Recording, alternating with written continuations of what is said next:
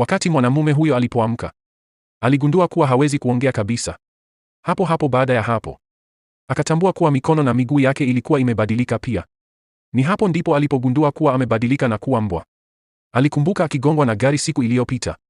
Hakukuwa na muda wa kufikiria. Polisi wa kike alikuja. Alisema husky huyu hafai kuwa mbwa wa polisi. Lakini ili anusurike, mwanamume huyo alibweka kwa sauti kubwa akimwelekea.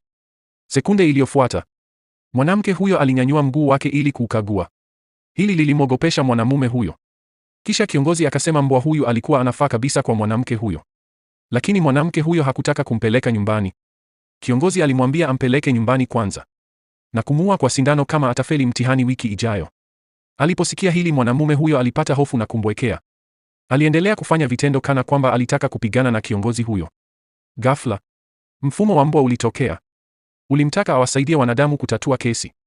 Angeweza kurejea katika umbo la mwanadamu pindi atakapofikisha pointi bilioni 1 za heshima. Wakati huo huo, mwenzake na polisi wa kike alikuwa akirusha mubashara wakati wote. Watazamaji wote walifikiri haikuwa jambo la busara kumtumia husky kama mbwa wa polisi. Baada ya hapo, mwanamke huyo alimpeleka kwenye gari. Alifungua mlango na kumwonyesha jinsi ya kuingia. Lakini mwanamume huyo alifungua mlango moja kwa moja na kuketi kwenye kiti cha abiria.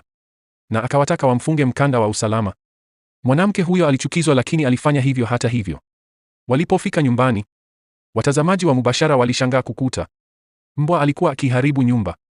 Mwenzake wa kike alimkumbusha mwanamke huyo haraka. Mwanamke huyo alimfokea husky kwa kuwa mtukutu sana. Lakini mwanamume huyo alikuwa akiongozwa na hisia za asili za mbwa. Harufu kali ilimlazimu kufanya hivi. Muda si muda alichimba na kutoa nguo. Alipoona hili, mwanamke huyo alivunja ukuta haraka kwa kifaa na akakuta mwili wa mtu aliyekufa. Komenti kama unahitaji mwendelezo.